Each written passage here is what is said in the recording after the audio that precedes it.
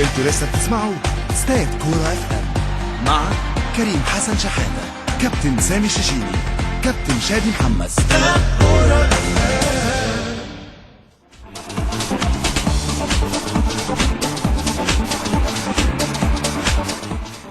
طنطا بيحافظ على تقدمه في الشوط الاول 1-0 وبيقدر يفوز على الانتاج الحربي، ويعني الشوط الحربي هو الافضل وفرص ضايعه من فريق الانتاج الحربي، لكن طنطا بيستموت على الثلاث نقاط بالمعنى البلدي كده، بيستموت على الثلاث نقاط وبيقدر يفوز 1-0، وفوز مهم جدا لطنطا. زي ما قلت لكم يا جماعه، في 6 فرق بيلعبوا دوري من يعني دوري خاص في منطقه المؤخره. النهارده طنطا اللي كان في المركز الاخير عنده 18 نقطه، عنده 4 نقاط في المركز ال 18.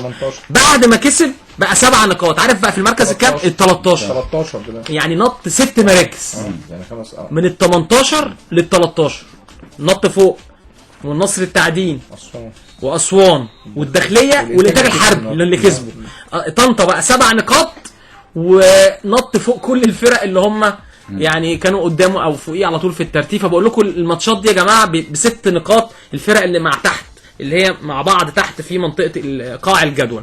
خلينا نروح لملعب طنطا مع ابراهيم الامام ومعاه محمود شاكر عبد الفتاح لاعب نادي طنطا. بنبارك طبعا لطنطا النهارده ومجلس الاداره واللعيبه والجهاز الفني على الفوز، وكان فوز مهم وجه في وقت مهم، وعلى منافس الانتاج الحربي اللي هو كل فريق اللي في نفس المنطقه مع طنطا.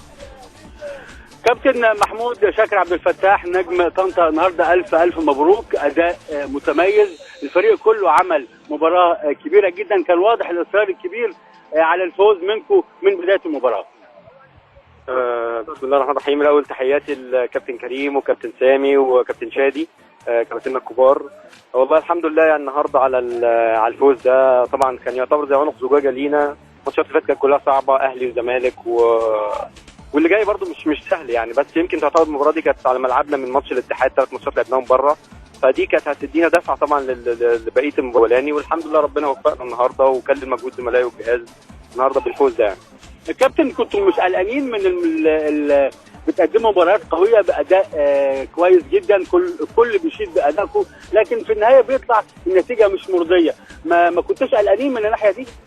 والله هو طبعا يعني احنا كنا ماتشات كتير جدا بتبقى انت اوقات ماسك الملعب بتلعب بتهاجم بتضيع، كان في زي حاله سوء المهاجمين مع الفرقه كلها يعني، اي حد كان قدام الجون في سوء حظ.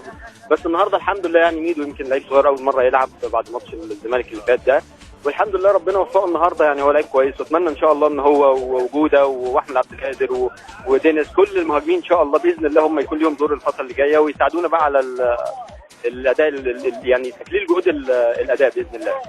الف مبروك، ونتمنى طبعا التوفيق لحضرتك ولزملائك في الملعب ان شاء الله في المباريات القادمه. ربنا يخليك ربنا يخليك. كابتن كريم، يمكن اكثر من لاعب طبعا فرحه كبيره من لاعبي وجهاز فني لفريق طنطا النهارده، والجماهير ايضا اللي كانت متواجده، كلهم يعني فرحه كبيره جدا، وبيتهافوا طبعا عليهم الوسائل الاعلام. عموما هبقى معاكم بعد شويه مع فرحه لاعبي طنطا بهذا الفوز الغالي. أقوى الاستوديوهات التحليلية يعود إليكم لتعود متعة التحليل الرياضي.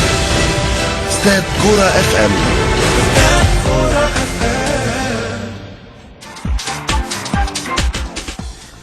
فوز طنطا 1-0